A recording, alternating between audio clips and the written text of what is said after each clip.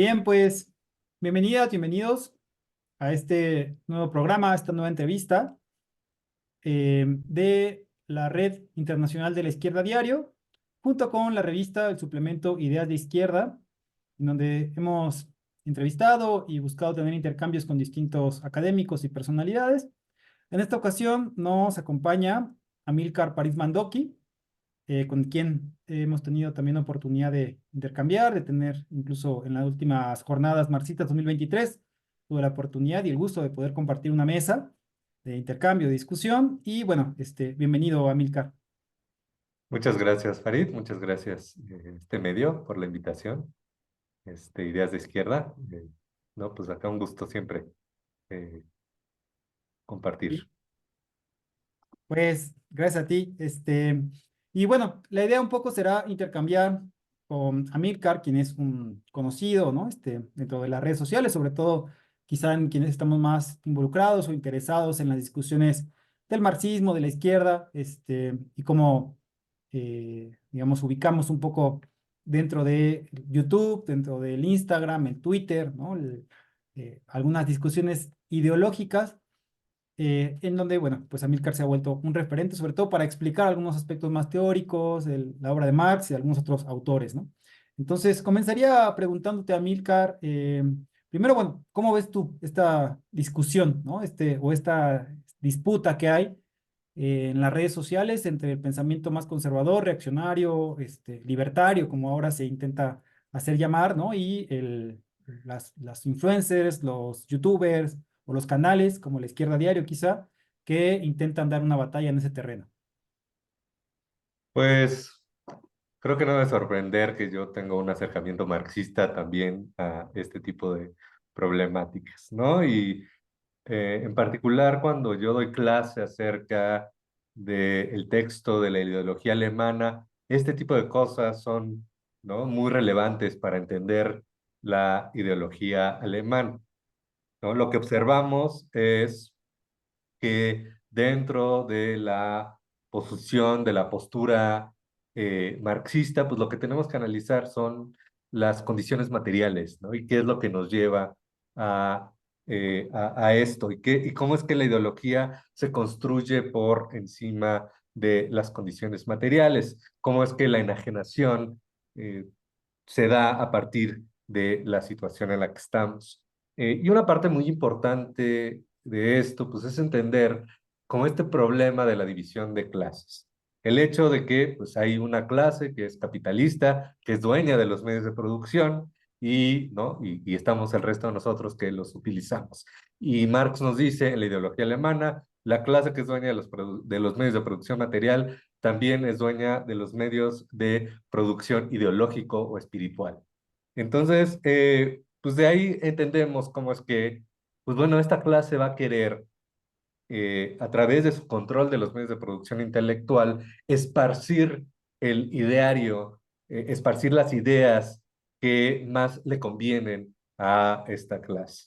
Entonces, por supuesto que los medios tradicionales no van a ser más que medios de propaganda de los intereses del capitalismo, porque con toda intención, con todo interés específico de que una ideología específica, que un conjunto de valores específicos que apoyan al capitalismo, que apoyan a la propiedad privada de los medios de producción, que se asiente.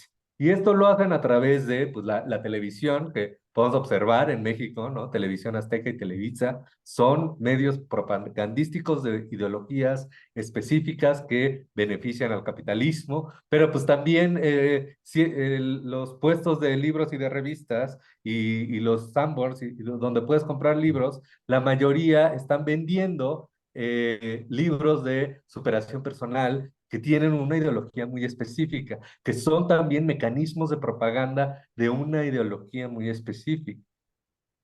La hipótesis libertaria, la ideología libertaria es un reflejo de esto.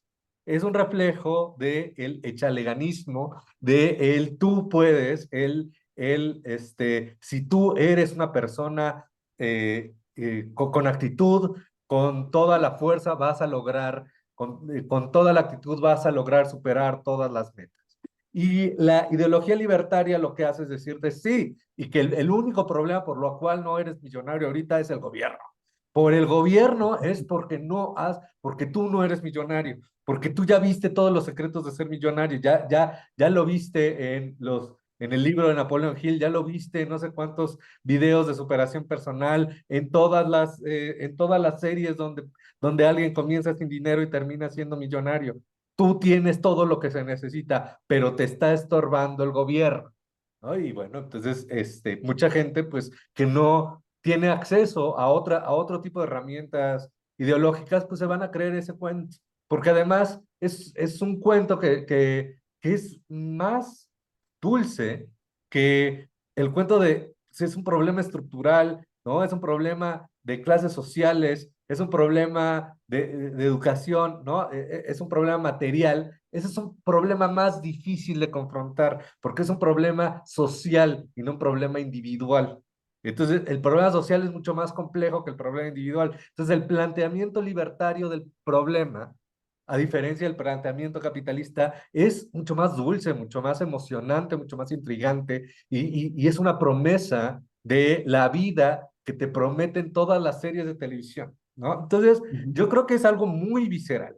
Yo creo que es muy poca la gente la que en verdad se ha tomado el tiempo de leer los dos lados, las dos posturas y de decidir de una manera racional, reflexiva, de decidir, a ver, ¿cuál de estas posturas tiene más sentido? ¿No? ¿Cuál de estas posturas es más congruente con lo que vemos, con lo que observamos en la realidad? ¿Cuál de estas posturas está mejor sustentada teóricamente? No, no hacemos eso. La mayoría de los que sustentan una de ambas teorías, por lo general no va por ahí, ¿no? Entonces, yo creo que es visceral pero es producto de las condiciones materiales que estamos observando en esta fase del capitalismo. claro, en un sentido sería pues una expresión, ¿no? De la lucha de clases y la lucha Sí, ideológica en las redes sociales tiene esta refracción, ¿no? Y algo interesante es, digo, porque uno piensa los medios de comunicación, ¿no? Por ejemplo, en particular TV Azteca, que tiene este discurso mucho más también alineado con la idea de no hay que pagar impuestos, Salinas Pliego, ¿no? Pienso en su retórica, incluso presentándose como un empresario influencer que promociona estos valores, ¿no? O piensa, por ejemplo, en los dueños de las redes, ¿no? En particular, por ejemplo, Elon Musk, ¿no? Que tiene como esta alianza con el trumpismo, que es amigo de Milei, etcétera. Y sin embargo, llama la atención que, digamos, como que sus ideólogos, tipo Agustín Laje, Ben Shapiro, ¿no? Olavo de Carvalho, por ejemplo, este brasileño también que murió en la pandemia, pues tienen esta visión de que el progresismo, el progreglobalismo feminista, y la izquierda tienen copado digamos, como que la opinión pública, el sentido común, ¿no?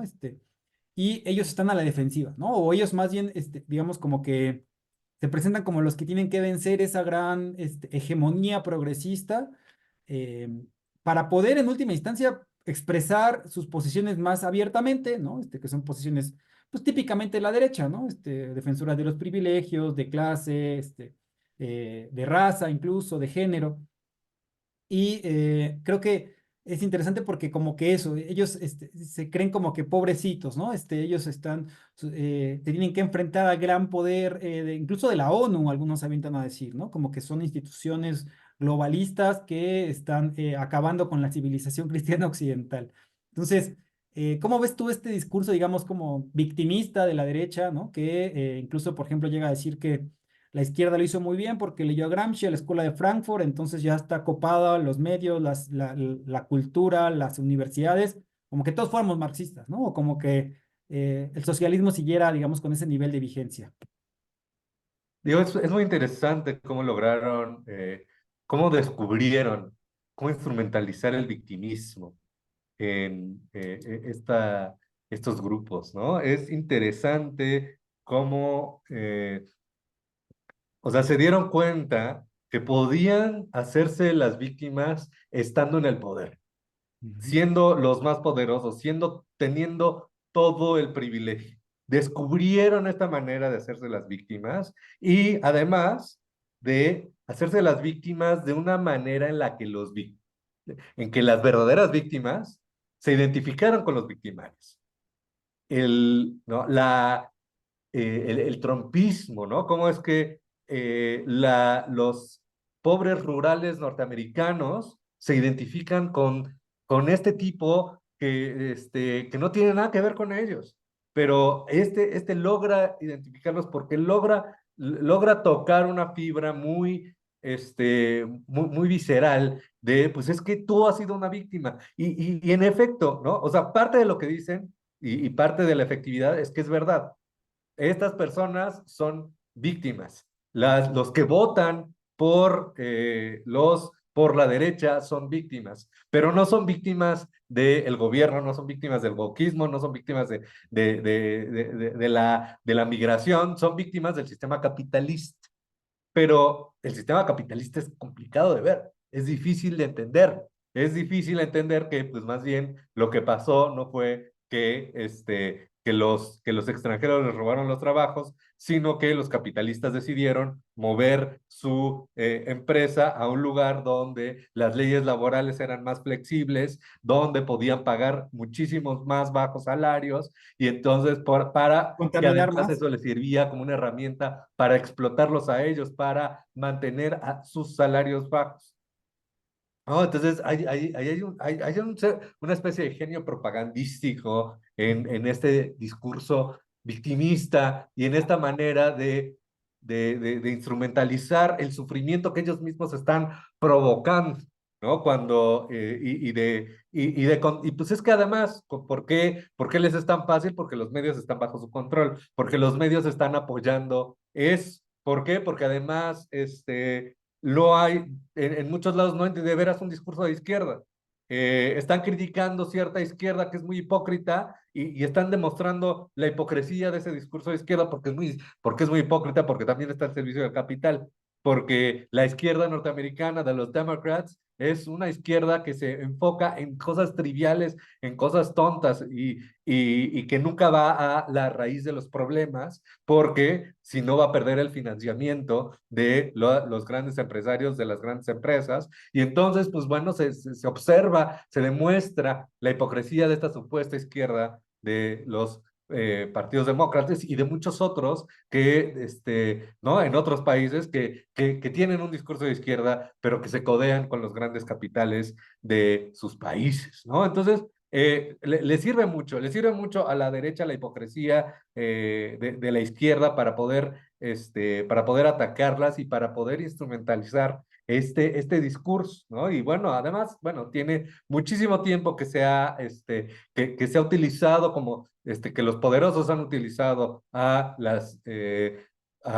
los migrantes, a las diversidades exogenéricas, a otros grupos culturales diferentes, como chivos expiatorios para los problemas que ellos mismos están provocando. Entonces, pues digo, creo Sí, que no, pues ahora que lo pienso no es nuevo, nada más que como por un tiempo la derecha no lo estuvo haciendo, no lo estuvo instrumentalizando, la derecha no tenía un control, una idea de cómo manejar las redes sociales, pero ya de 5 o 10 años para acá, las redes sociales se convirtieron, pasaron de ser un instrumento de ciertas causas progresistas a ser instrumentalizadas por la derecha y potencializadas esa instrumentalización. claro, sí.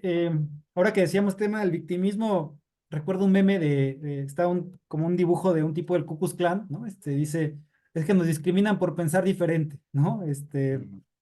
Es una cuestión además que, o sea, es combinado, ¿no? Porque por una parte se presentan como víctimas de incluso la censura, ¿no?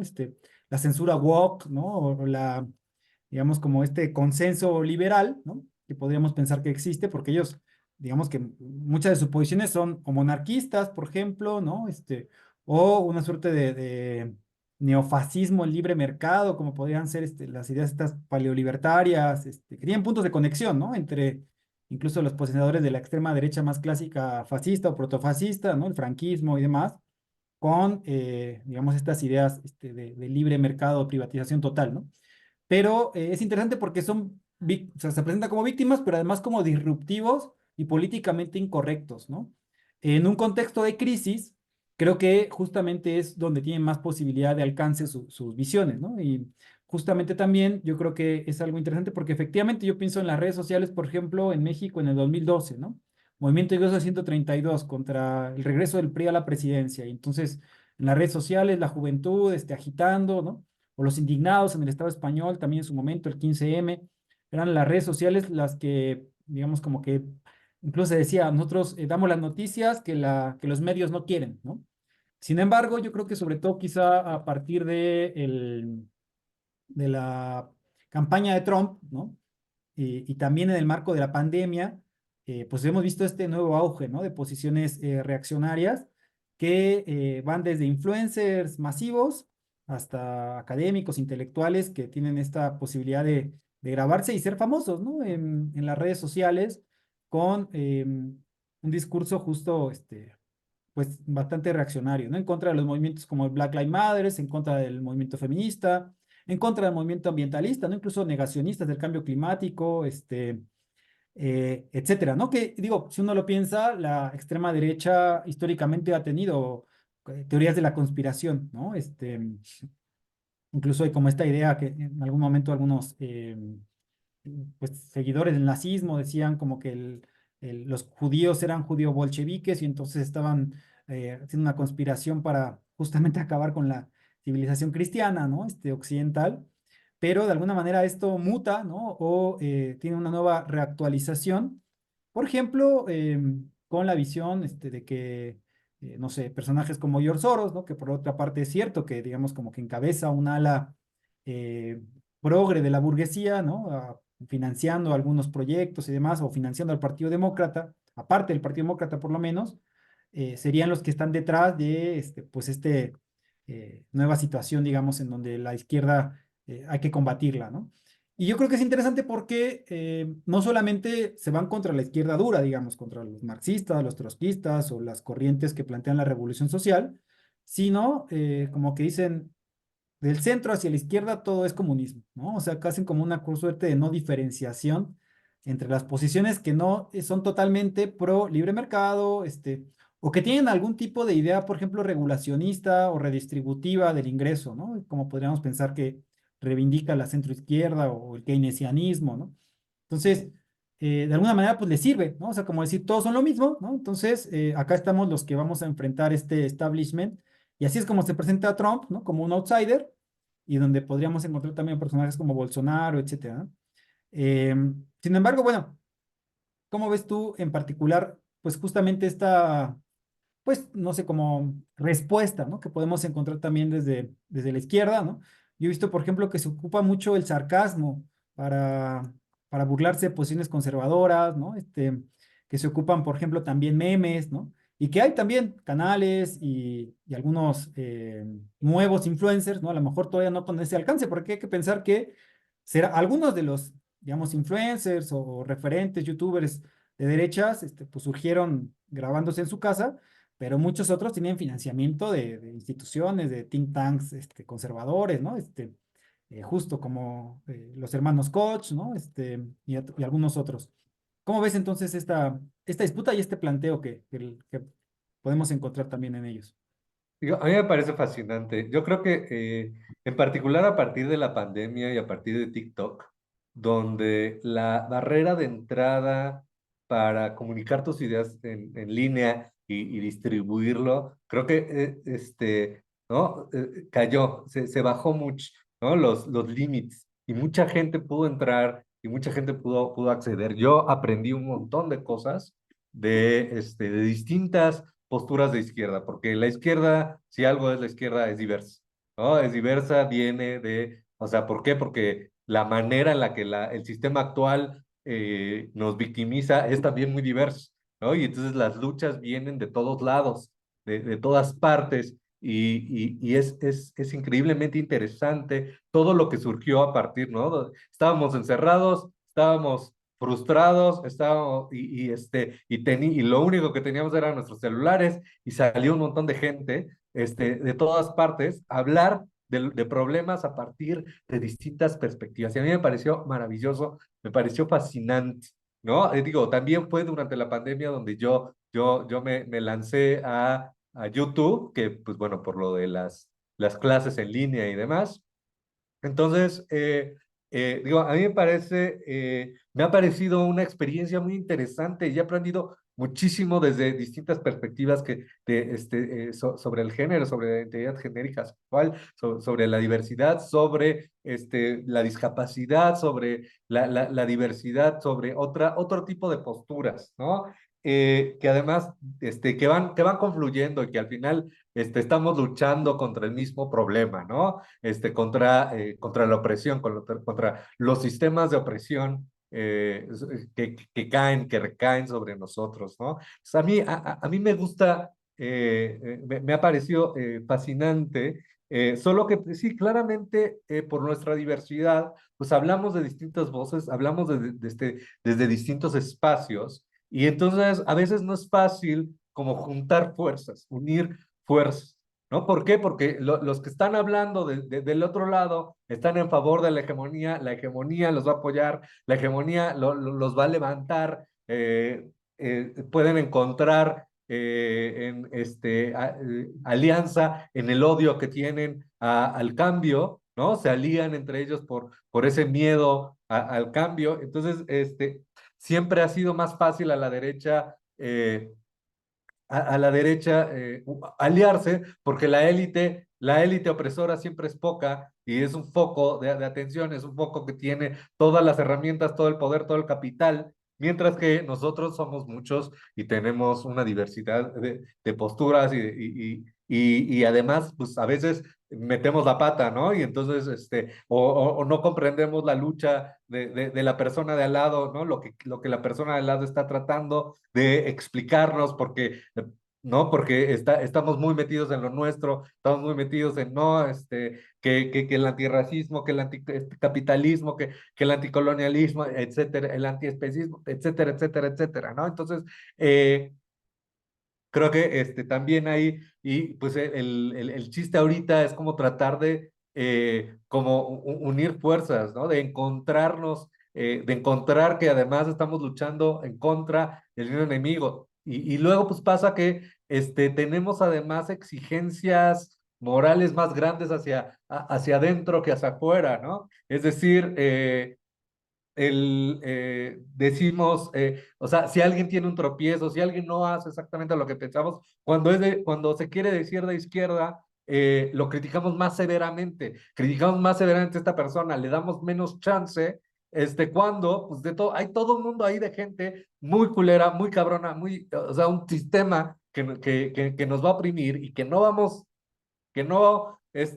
contra la cual no estamos luchando porque nos estamos peleando entre nosotros. Entonces, ¿por qué no estamos usando la definición correcta de lo que es el marxismo o el materialismo o la revolución o no sé qué? Y entonces a veces nos tropezamos con ese tipo de cosas, ¿no? Cuando Ujú, tenemos que unirnos, que unir fuerzas y que avanzar. claro.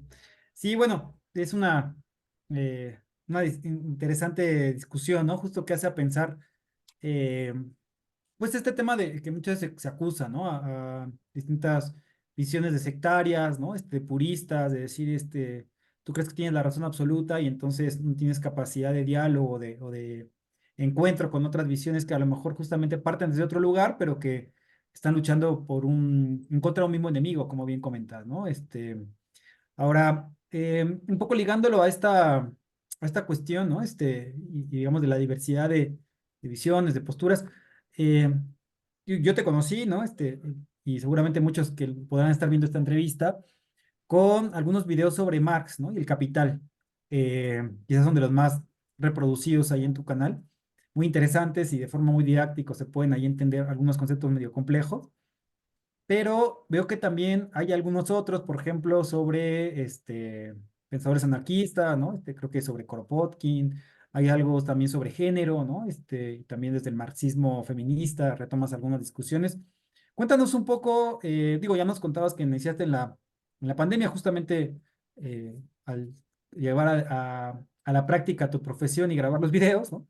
pero brevemente, ¿qué contenido encontramos en tu canal, y sobre qué a lo mejor has pensado seguir elaborando?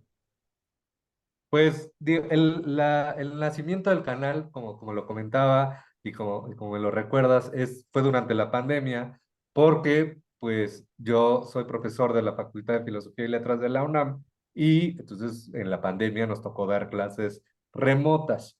Yo entendía que la mayoría de mis colegas de la facultad en ese momento no estaban familiarizados con la tecnología, que les iba a costar mucho trabajo adaptar sus clases a un entorno diferente, ¿no? Porque no, o sea, y yo por mi trabajo, por ser investigador en el programa de derechos humanos, pues ya había tenido yo mucha experiencia de tener reuniones en línea, reuniones ¿no? A través de Skype, a través de Zoom, y entiendo lo pesado que es y lo difícil que es. Entonces, que no es lo mismo dar una clase en vivo, ¿no? No es la misma inmersión, no es la que uno puede tener que cuando estás viendo un cuadrito en tu celular o en una pantalla de computadora. Y entonces, que iba a ser muy pesado para los alumnos. Y dije, bueno, ¿cómo lo hago menos pesado? ¿Cómo lo hago más flexible? Además que, porque pues va a haber muchas situaciones en las que no pueden asistir a la hora de clase a la clase porque la misma familia, son varios en la familia y solo tienen una computadora, entonces no pueden las distintas personas, entonces van a tener que ver la clase grabada o la clase después y dije, pues bueno, voy a hacer algo que sea un poco más accesible. Entonces decidí abrir el canal y los primeros videos del canal, de hecho prácticamente todos los videos del canal son mis clases. Empiezo con Rousseau, que es el primer texto que veo en la materia de filosofía y la historia, es la materia que doy y por eso así se llama el canal. Rousseau, el discurso sobre las ciencias y las artes, luego hablo de Kant, luego hablo de Hegel y ya luego entro a Marx. Y entonces por eso además empiezo con las tesis sobre Feuerbach, la ideología alemana y el manifiesto del Partido Comunista.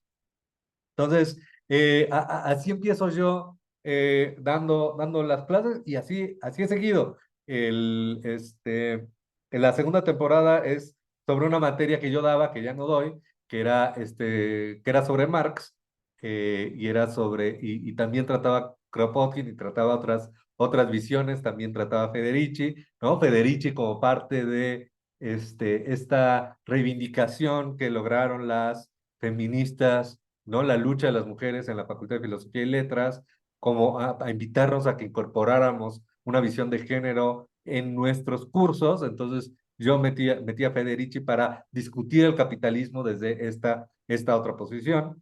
Y pues bueno, también digo, solo en algún momento me aventuré a hacer un video que no tenía nada que ver con mis clases, pero salió la noticia de que el agua cotizaba en Wall Street y dije, pues a ver qué significa esto. Y dije, bueno, pues voy a explicarlo porque está interesante y está divertido. Entonces, expliqué la noticia. Creo que ya está perdido ese video, ¿no?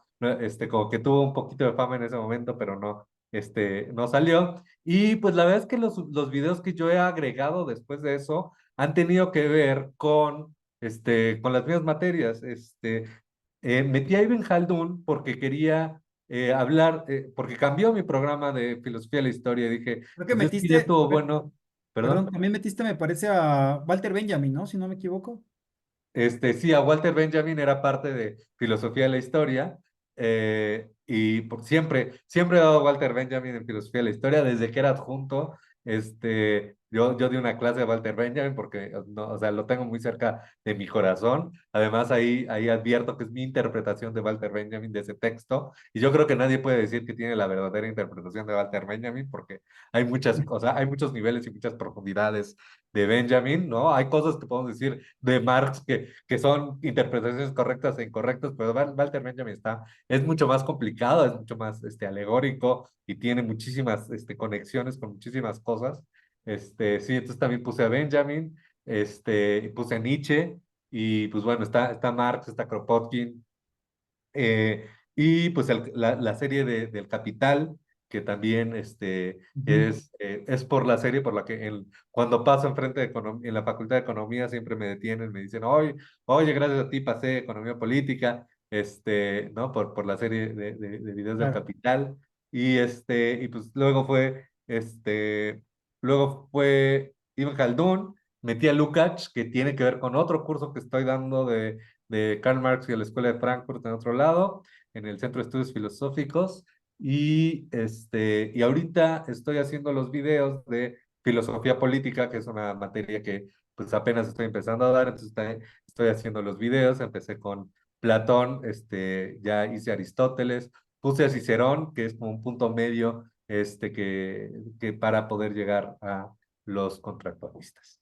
Ok, no, pues muy interesante y no sé si a lo mejor tú te esperabas, ¿no? Que en particular estos videos de Marx estallaran, ¿no? Tuvieran este nivel de alcance medio viralizados, ¿no? Y sobre todo también en ámbitos de la izquierda que se han retomado mucho y incluso que creo que a nivel Latinoamérica y en otros países seguramente es lo que tiene también las redes sociales y YouTube, ¿no? En particular que tiene esa posibilidad de llegar más allá de tu público inmediato, sino de repente pues ya se están traduciendo a otros idiomas, ¿no? Llega a pasar.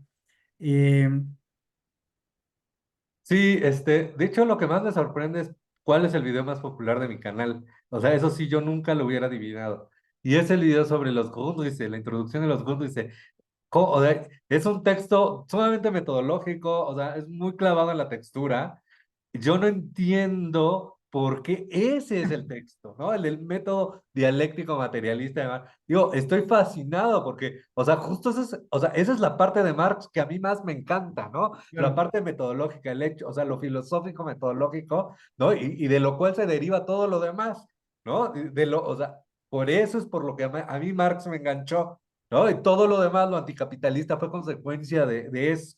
Entonces, me sorprende mucho que ese sea el video más popular. Ya después de ese son el primero del Capital y el manifiesto del Partido Comunista, que yo entiendo, ¿no? Pero el que los comunistas esté por allá Sí. arriba me parece sorprendente. Sí, justo ahorita estaba viendo, ese video tiene 514,000 reproducciones. O sea, sí Sí. es bastante viral, ¿no? Y efectivamente para un tema tan específico, quizá tiene que ver también con que hay poco material de ese en particular, ¿no? Digo, hay algunos, pero no encontramos algo tan didáctico tal vez, ¿no? Quizá algunas conferencias o algo un poco más aburrido. Entonces, pues buenísimo, qué bueno que estos videos de marxismo y creo que también habla de que así como hay interés o público, ¿no? Para las posiciones más reaccionarias, que ya mencionábamos al inicio, que se interesa a la gente en el anarcocapitalismo, ¿no? O sectores de la juventud quizá que giran a derechas y esas posiciones, o el hispanismo, ¿no? Que también encontramos bastante, pero pues también hay una búsqueda de ideas revolucionarias, de Marx, ¿no? De regresar, digamos, a estos pensadores clásicos en un marco también muy convulso, ¿no? Y con eso quería llevarte a una siguiente pregunta, ya vamos terminando eh, que tiene que ver más con el momento que tú como filósofo un poco, ¿no? Y digamos que te referencias también en el marxismo, que abrevas de esta tradición. ¿Cómo ves tú actualmente el capitalismo hacia dónde va? ¿No? Es una pregunta quizá un poco más compleja, profunda, pero vemos guerras, vemos el tema de que se agota el agua, vemos la extrema derecha por ahí creciendo, ¿no? Pero también vemos movimientos sociales, estallidos, vemos respuestas, digamos, desde abajo. ¿Qué nos podrías decir, digamos, un poco en términos más generales? Digo, es muy interesante que es como que parece que siempre se va a cumplir la profecía del fin del capitalismo, pero nunca se logra. Eh, Marx nos hablaba de la contradicción capital-trabajo, ¿no? Que los capitalistas quieren cada vez más producir sin trabajadores. Entonces, agregar más concentración de capital, agregar más máquinas, disminuir la cantidad de trabajadores, pero a la vez necesitan que existan los trabajadores para que les compren las mercancías que están produciendo. Con el desarrollo de la inteligencia artificial, parece que nuevamente otra vez vamos a encontrar este enfrentamiento entre el capital y el trabajo, el hecho de que pues ya es prácticamente, o sea, ya los nichos que quedaban donde el ser humano podía participar, ya se encuentran nuevos reemplazos. Los autos que se manejan solos para todos los transportistas, para sustituir a todos los transportistas y la inteligencia artificial como ChatGPT para reducir enormemente la cantidad de trabajo de burócratas, de trabajo intelectual, ¿no? La reducción completa de esto parecería ser que llegamos a eso, pero lo que también observamos es que esos puntos, o sea, esas reducciones, esas tecnologías que nos aplastan, que sacan a una gran parte de la población del campo laboral, generan presiones, generan grandes presiones políticas y los partidos han sabido utilizar esas presiones políticas para salvar al capitalismo, causando enormes destrucciones. Entonces, digo, estamos en épocas como en las revoluciones industriales que llevaron a guerras y a conflictos, y también en épocas como ¿no? Principios del siglo XX, que también llevó a catástrofes. Entonces, si no hacemos algo al respecto, si no logramos encontrar una manera de organizarnos para enfocar esta nueva presión política que se va a generar por las nuevas tecnologías, enfocarlo de una manera productiva, en una manera que realmente genere un cambio social positivo para la gente, pues vamos a terminar, sí, en situaciones terribles como las que estamos viviendo ahorita y como las que hemos vivido antes, ¿no? Pero se van a seguir aumentando, que es ¿no? Lo que lamentablemente vemos que va a suceder. Sí, yo no tengo eh, buena visión hacia el futuro, ¿no? Estamos viendo qué es lo que nos va a destruir antes, ¿no? El cambio climático o una guerra o la falta de agua o una combinación de ambas, no lo sé, pero sabemos que la causa de las tres es la misma, ¿no? La desigualdad que genera el capitalismo y las condiciones materiales, las relaciones productivas bajo el capitalismo. Sí, creo que eso es importante, ¿no? No tener una visión alegre del futuro ni optimista, creo que es en última instancia también lo que te puede llevar a moverte, ¿no? Y decir, bueno, pero entonces nos vamos a quedar viendo cómo se acaba el mundo y cómo, además se acaba para unos, para la mayoría, pero la élite privilegiada seguramente que va a seguir teniendo sus comodidades y seguir explotando los recursos hasta el final, ¿no? Justo pensaba en estas fechas que comentas, ¿no? Principios del siglo XX, otros momentos, en donde efectivamente se llevó a situaciones tan catastróficas para la humanidad como una guerra mundial, ¿no? Y sin embargo también, ¿no?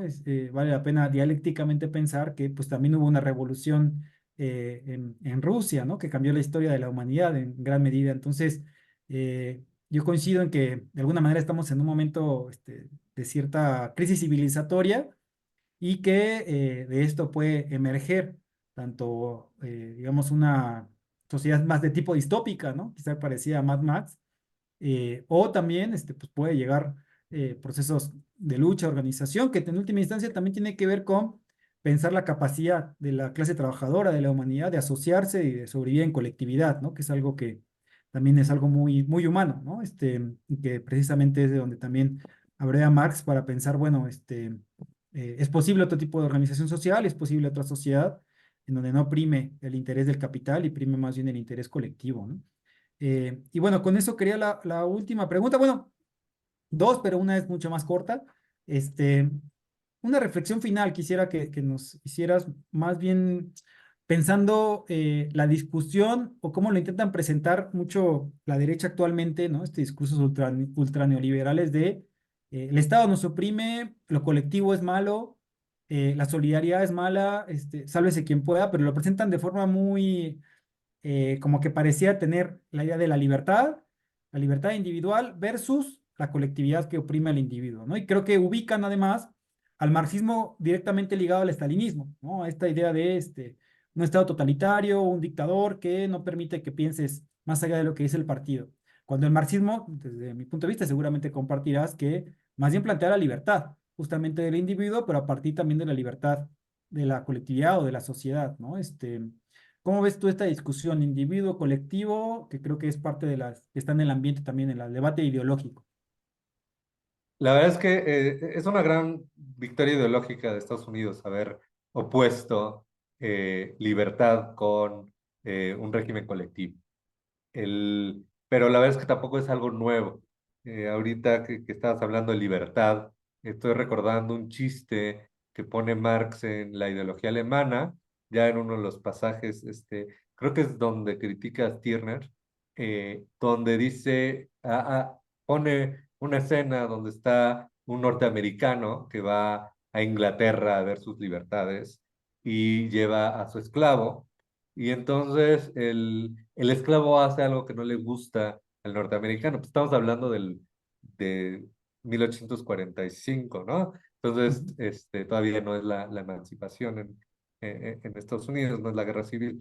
Entonces, el esclavo hace algo que no le gusta al gringo, y entonces el gringo lo va a azotar con el látigo que trae, y entonces llega un policía y lo detiene. Y el gringo se ofende muchísimo. Dice, ¿qué clase de libertad es esta donde un hombre no puede azotar a su propio negro? Está ofendidísimo. Entonces, ¿qué nos dice este chiste, ¿no? Sobre la concepción de libertad? Pues incluso los gringos esclavistas sentían que estaban luchando por la libertad. El discurso, o sea, se construye alrededor de la libertad de los estados, que sean libres de esclavizar a los demás. Claro, Y es que cooptar el término de libertad, ¿no? Ha sido siempre una herramienta de la derecha, ¿no? O sea, oprimir en nombre de la libertad es una historia vieja, y entonces, pero pues bueno, con todo el aparataje ideológico, con todo el aparataje productivo de ideologías de la derecha, ¿no? Es como lo hacen, y de hecho, pues nosotros tenemos que reivindicar. Yo creo que claro. un texto fundamental para reivindicar la libertad desde otra perspectiva son los manuscritos económico-filosóficos de 1844, ¿no? De decir, a ver, pero es que no, en el capitalismo no somos libres. Solo somos libres cuando estamos yendo al baño, cuando vamos a dormir, cuando comemos, cuando estamos haciendo nuestras cuestiones animales. Libertad, ¿cuál libertad si eres esclavo de alguien 8, 16 horas al día, y cuando no estás en eso estás tratando te estás transportando de un lado a otro, o estás satisfaciendo tus necesidades, estás limpiando tu casa, estás haciéndote de comer, o sea, ahí la libertad está sumamente limitada, pero la libertad es que, o sea, ¿qué libertad nos venden las ideologías capitalistas? Pues la libertad de consumir lo que quieras, ¿no? De satisfacer tus necesidades a través del consumo de la marca que tú quieras. Entonces, no, digo, es efectivo, pero tenemos nosotros, ¿no? Críticos del capitalismo, una obligación, una responsabilidad de, este, de dar a luz y de hablar y de decir, no, nosotros estamos luchando por la libertad, pero mira, esta es la libertad que nosotros queremos. Esta es la Ujú. libertad que no hallamos. Esta es la libertad de pasar tiempo con tu familia, ¿no? La libertad de que no te estén quitando toda la energía que tú puedas dar, porque para aumentar los índices de la bolsa de valores. Esa es la libertad por la que estamos luchando nosotros, y esta es la libertad en contra de la cual están luchando ellos. Ujú. Entonces, yo creo que esa sería mi Sí, sí. perspectiva, mi reflexión. Ah, pues buenísima. Bien, pues únicamente para ir terminando, quería preguntarte si tú qué, estás un poco imbuido, ¿no? En el ámbito de las redes y demás. Algún canal, digo, además obviamente de filosofía de la historia que recomendamos a todos los que estén viendo este video que lo puedan visitar, pero si tienes a lo mejor por ahí un par de recomendaciones o algunas más que valga la pena que conozcamos. Entonces recomiendo muchísimo Café Kioto, Historia para Millennials, Chinicuil, Puto Miquel.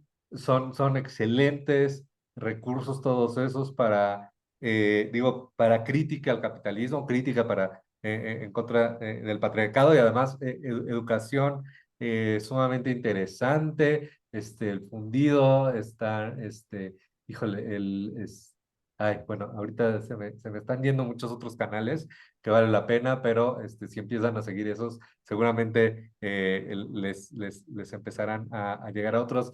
Roxana Kramer, Diego Rusarín también, y pues bueno, hay bastantes más. Bueno, digo, si les interesa mucho la filosofía y no conocen a Darin McNabb, pues hay que checar a Darin McNabb, que es más, digo, es este antecesor de mí, ¿no? Un profesor que puso sus clases en línea, ¿no? Muy interesantes. Su serie sobre el Zaratustra está buenísima. Y bueno, esas serían mis recomendaciones principales.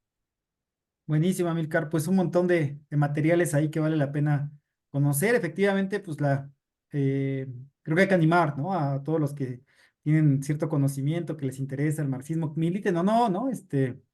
Pero que quieren defender las ideas socialistas, las ideas revolucionarias, a que también hagan material para redes, ¿no? A veces pareciera que es más difícil de lo que es, y yo creo que es un buen canal para poder dar la pelea también y disputar, ¿no? A espacios que también pareciera muchas veces que está copado por las derechas, ¿no? Em, y bueno, pues ojalá podamos seguirte viendo en YouTube con más materiales, ahí retomando a otros teóricos, a marxistas de distinto calado, ¿no? A lo mejor una de esas nos sorprendes con un video de Lenin o de Rosa Luxemburgo, de Gramsci, de Trotsky, hay tanto para hacer, y pues obviamente agradecerte, ¿no? El espacio que hemos podido tener esta entrevista.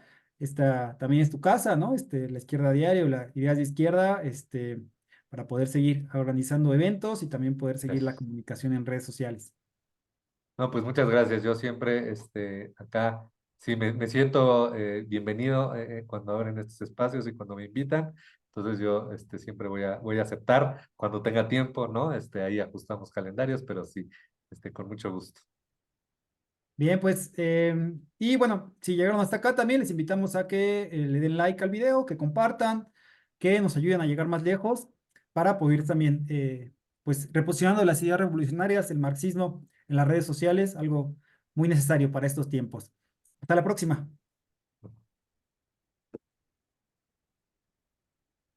Y